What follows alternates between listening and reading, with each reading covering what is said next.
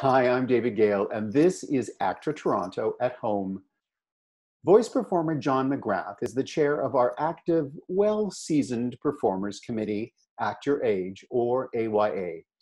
AYA's demographic has been particularly affected by this pandemic. Although being of a certain age himself, John is definitely young at heart, which will become apparent right from the start of our interview. Enjoy. Hello, John. How are you? I am excellent. And how are you? You're looking marvelous. Thank you very much. You're just saying that because it's true.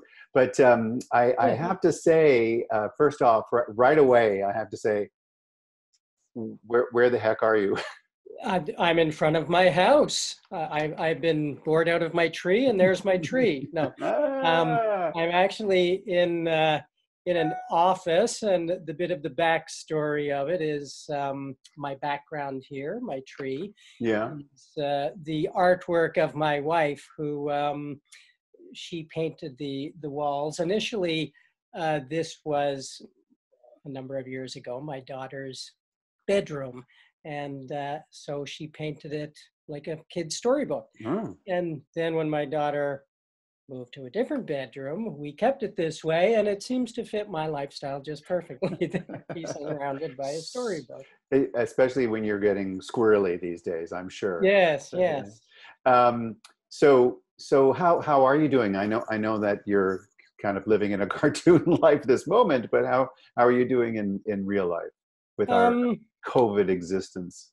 Yeah, well, I do have a COVID haircut happening here, or a non-haircut, but I guess at this stage in my life, I'm glad to just have hair. But let's not go there, shall we? No, no, let's just leave that comment right there and move on.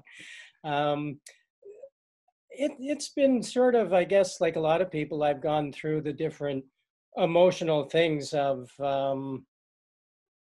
like the fear of not wanting to catch the virus, and to frustration, maybe anger at times of losing work, which I have. And I know I'm not alone in that boat, so I'm not looking for personal sympathy on that one. But to then, counting my blessings too, and sort of sitting back and saying, well, I can still do things like look for work, better myself. The acting community really is resilient, and because there's so much to do, like in terms of there's been so many online classes and seminars and meeting different people and going on and listening to conversations with casting directors, people that you generally wouldn't have a chance to sit there and hear an hour of conversation with. Normally it's you're in the talking room. about you're talking about some of the casting workbook or yes. There have been a lot of and we've done, and we'll get to the ones that we've actually done with our own Actor Age AYA group. Yes, and Actor has been great. Like all of the committees, there's been all these great online sessions. So it passes the time, and it helps us. Yeah, we stay sharp and keep active. And so, just to let people know, what area of the industry were you mostly working in, or are you mostly working in when you're not at home because of COVID? Yeah, well, my background might give a bit of a hint there. I do a lot of the primary work I've done and do is in voiceover, and particularly in a lot of kids programs, often preschool programs. So it's kind of fitting to have this background. And I've actually been quite, and there's an area of counting blessings, quite fortunate in my life to have worked for quite a while in this industry. And I originally studied in journalism. I have a degree in journalism, and I worked as a journalist. Like Brad Pitt also studied journalism, and the similarities continue. Of course, they end there. Brad doesn't have my dashing good looks and charm. No. He's working on it, though. Yeah, he's doing all right. Brad seems to be doing all right, yes. So while I was working in journalism, I had met somebody who said, well, you have an interesting voice. Have you ever done animation? I said, no, but I could. And then I auditioned. Well, the first thing I auditioned for, I did not get. It was for Beetlejuice. And then the Which I second thing, too auditioned for and did not get. oh, well, okay. I So, auditioned maybe 5 times for that show for the Beetlejuice character. well, Stephen Lamette, what can you do? yeah, what you doing there, Lydia? Why didn't you get it, Dave? But then I auditioned for Rupert. I took a class with Deborah Toffin, actually. And I auditioned for Rupert the Bear, and I landed several roles on that show. And that was back in 1989, unbelievably. Do you remember the voices that you did? Well, there was I remember the first one I did because it was Mayor Bellows, and Mayor Bellows talked like this, and it was funny because he always moved his finger, and they didn't tape us, but when they drew him, he spoke with his finger. I thought that was very fascinating. That's great. Like, did you know that ahead of time when you were auditioning, that he spoke with his finger? No, it just happened. And I noticed when they drew it, because of course they record it first, and then they draw it later. Not all animation is done that way. I mean, we know that, but some people might not. Like I worked on Beyblade, and that's dubbing. So you're dubbing a show that's already in existence. But. So mostly voice work over the years. So that's that's so jump to the last year and a half, I guess. You've been chair of the ACTRA Age Committee of AYA? Of the ACTRA Age Committee, yes. AYA for short. AYA for short. And what do you hear from our AYA-ers at this time? Well, and AYA, just in case anybody's or millions of viewers might be wondering what AYA, it's really for, I like to call it perfectly seasoned performers as opposed to well-seasoned or even seniors. So our perfectly seasoned performers, and we hold like monthly non-COVID gatherings and support each other, and it's like workout gyms. But in terms of what I'm hearing from them, because I've been trying to keep in touch with them, calling or emailing, and because that group is probably in the most vulnerable category. Right. It's been difficult overall, especially at the beginning. In fact, I believe that we had an event that was scheduled, one of our monthly gyms that was scheduled in March on line memorization techniques with Sophie Ann Rooney, who's a Toronto acting coach. And that, I think, was the first event that within ACTRA that got canceled. It was to be held at PAL, a Performers Arts Lodge in Toronto, and we had to cancel that because of COVID. And but a lot of our members seem to be feeling somewhat reticent about going back, excited about the possibility of going back, but a little bit nervous because they're in the highest risk, or one of the higher risk categories, just by virtue of their age. And interestingly, I've also heard from some members who feel they hope the industry doesn't discount them or say, let's not bring them on because, we don't want them to get sick, or they don't want to be overlooked for things, which they shouldn't be. I mean, you should give somebody the opportunity. And for all of us, it isn't just people who are older. There's going to be safety protocols, but I understand the fear of saying, come to set. Right, right. So that's what you've been hearing, that there's fear within the community. Yeah, and some reticence. And I have to agree, and I think it's out there in beyond our industry as well. When I've been in touch with people who are over 60, there is a stronger fear than, let's say, some of the younger populations that I've heard of, and I think also the tendency is that the older people tend to not weather the virus as well. Right. So, yeah. Tell me what you've been doing at ACTRA Age, or to make these people, give them a chance to be vital and exercise their skills. Keep them busy, or for all of us get together, because part of when we get together on our monthly things, a little bit of it, part of it is also social. We make sure to build that into our meetings. Like all actors, we like to talk and get together and chat. And so we want to make that available. And early on, we did have a session where we did just that. We just talked, and everybody sort of shared how they were dealing with being locked down. And that was like in the early stages where there was, we weren't in stage, we were in stage, whatever it was, stage 0 at that point. Yeah. Stage, what, WTF? Yeah. It's like, what is going on? Oh no. And then we continued to, we started having some Zoom sessions, some online sessions. Workshops? Yes, some workshops, which have been really well received. And we, I think the first one we did during COVID was with Sophie Ann Rooney on camera audition from home, or auditioning via Zoom, and that was really well received. And yeah, she was very generous with her time, for sure. She was. In fact, she went over, and everybody who participated got to do a scene, and it was a lot of fun, and it was good seeing people work like that. That's the thing, and every time we do them, I'm always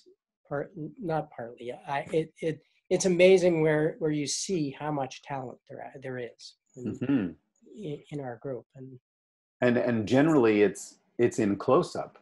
Yes. Oh yeah. So that Zoom interaction is really, you're getting everything on screen right there. So yeah, some fine work from and I full disclosure, I'm the executive in charge of Actor Age, and so I've been involved with these workshops as well.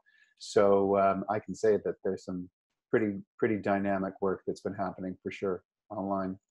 Yeah, and we had another on-camera audition, or it was actually a scene study with Michael Caruana, Toronto actor and coach, and that too was a lot of fun. It was different, and everybody had their own scene. And in fact, that one they paired it up, so it was like you and I, as if we were doing a scene together. So that was interesting to watch and see, and it's good because it's not just where we perform and watch each other and go yay.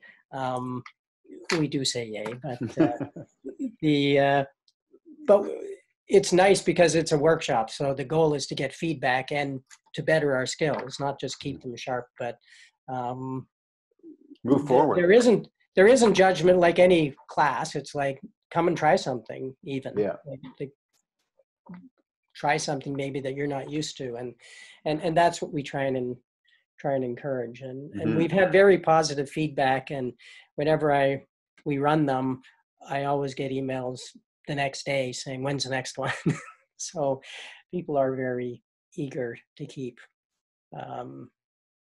working and keep active and get together. Yeah. And it's very important also to make sure that these people are engaged and communicating, and even though they can't necessarily be physically close to people, they can definitely be socially close to people. We can definitely get there is a sense of community when we get on these calls. People are really grateful and show up. We get good numbers, right? Yes, we do. In fact, truth be known, behind the scenes, sometimes that's one of my headaches. It's like, oh, if there's too many people, we might run out of time. I want everybody to have a chance, especially in the Zoom feel, because when you're doing it this way, there are some restrictions in terms of how long you can actually sit in front of a computer and do it as a group. But although that hasn't stopped us. No, it hasn't. We just keep going and going and going. We're like I shouldn't mention brands, but we're like the bunny on that bunny, yeah, commercial. Yes, that battery bunny. Yes, for sure. I don't do the commercial, so I'm not bound to say their name. So, what do you see for the future of the AYA committee in the near future? Um, well, I think we're going to have to uh, do some more online sessions. So I'm trying to work on a couple of things as to who to get in and or who can lead the sessions. I know we had a couple that we were supposed to run before we in person that we had to cancel. One was a yoga session that we were working on. That one's possible online. I haven't really pursued it, but it would certainly be much different doing that Sure. on. Chair yoga. Yes. One thing that we missed that I'm sorry that we missed was we call it the AYA 4-score tea. Oh, yes, yes, yes. Which is a high tea that we have done for members who are 4-score. For anybody who doesn't know that, it's over 80. Yes, yes. At least. Whenever you say 4-score, you always feel like doing it with a Brit or a Shakespearean accent, or maybe that's just me. I don't know. Wasn't it an American speech? Doesn't it come from an It American probably speech? was, but yet it sounds much better. And... It sounds much better to say with an accent for some reason. But the 4-score tea is lots of fun, even if you're not really into high teas. It's actually, well, describe what happens. Well, we and last year, fair enough, was the first one I went to, but we gathered at the Windsor Arms and had high tea where everybody chooses their own tea, and you get little sandwiches and served in the high British style fashion. Right. And there's just so many stories. Like the people at the table at the 4-score.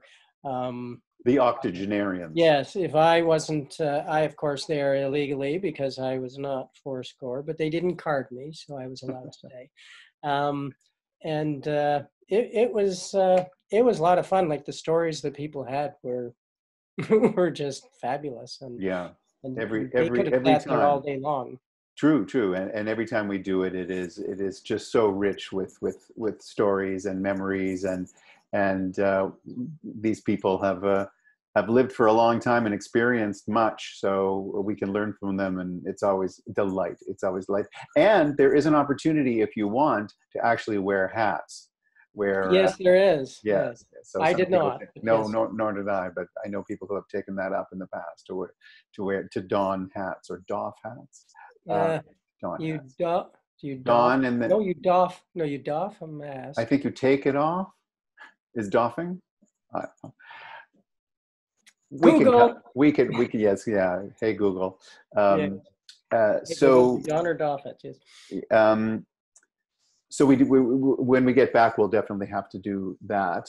Yes. And we're going to have some more workshops, and that's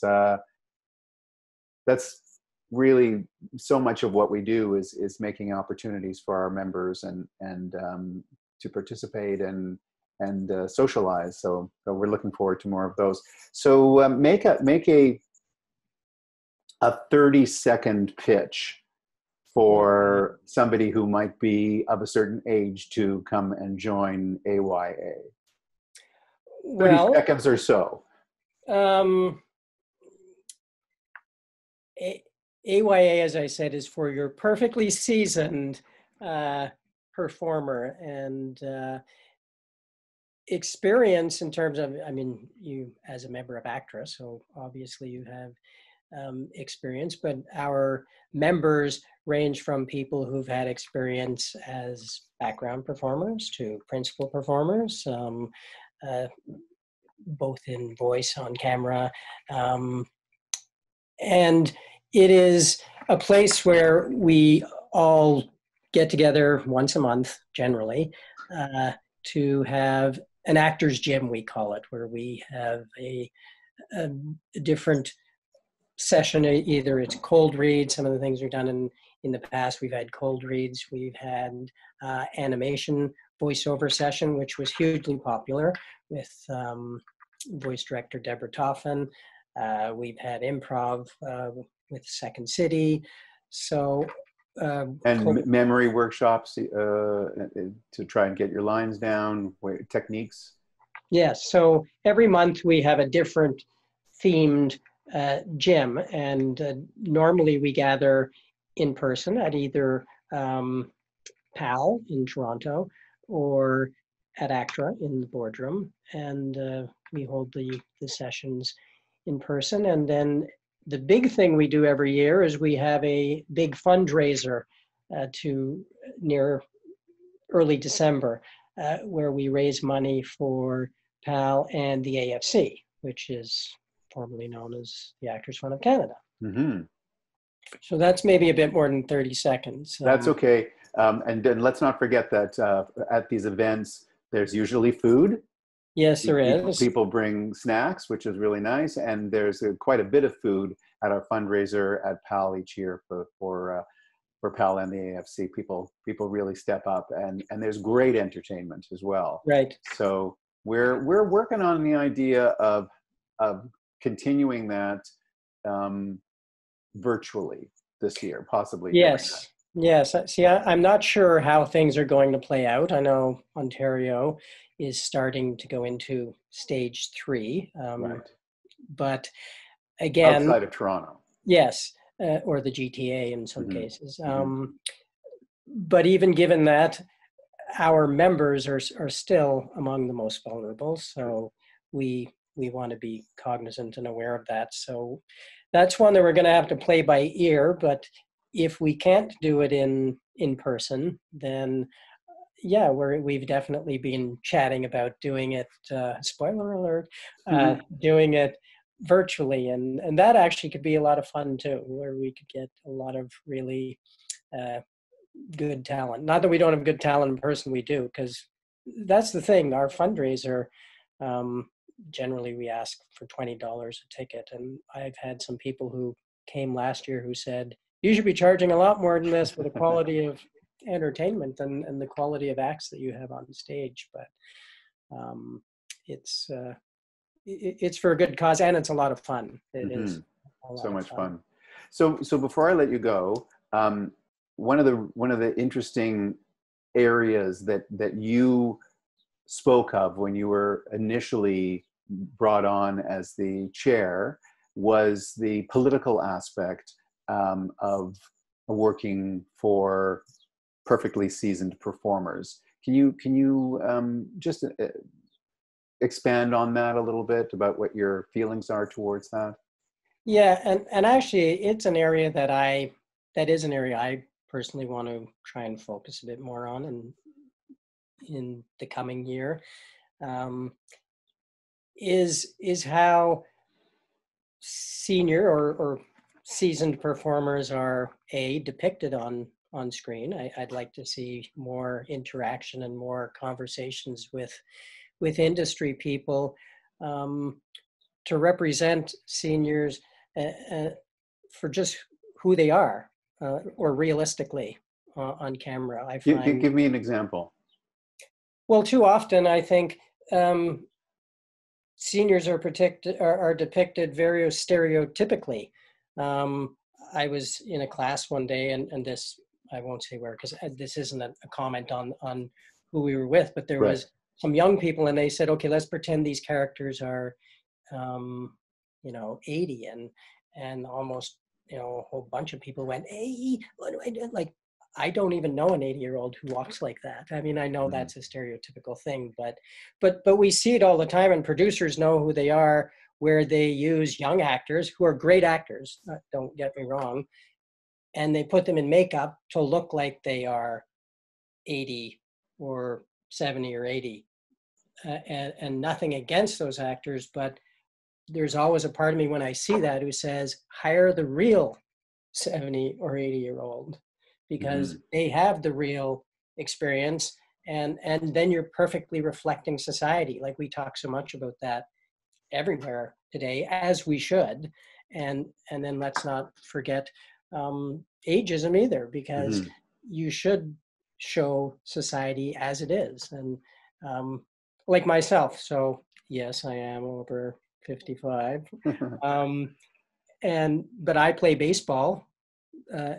Well, not this year, but normally I play baseball in two adult leagues in the summer. And that's not reflected. I mean, I'm not saying you have to show that, but that's an example of people who are over 60 are not all leading sedentary lifestyles. And, No.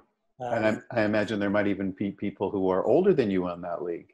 Yes, there are. Yes, in fact, one of our pitchers is over 80, and he can still throw pretty well. So. That's great. That's well, I appreciate. I am your senior as well, and I appreciate how you've treated me in this interview. You were very respectful, and you didn't talk down to me, which was very, very good. Well, you're beside me. How could it not? Yeah.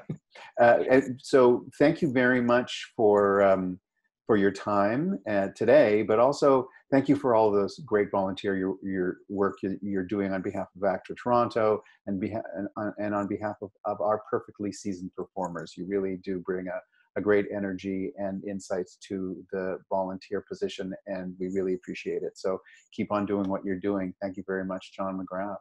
Well, thank you. And I have to say, though, that the group actually energizes me. That's why I keep doing it. It's it is a lot of fun, and it is a great group. Yeah, I agree. And the group can always grow. It can, yes. We and there's no cost for membership. Just you can go on the AYA on the ACTRA Toronto website, and our email is there, and just send me an email with your ACTRA number, and then you'll start receiving our email. And it's actually AYA@ACTRAToronto. Yeah, so easy to remember. Yeah, AYA@ACTRAToronto.com. So thank you very much, and all the best. Thank you. You too.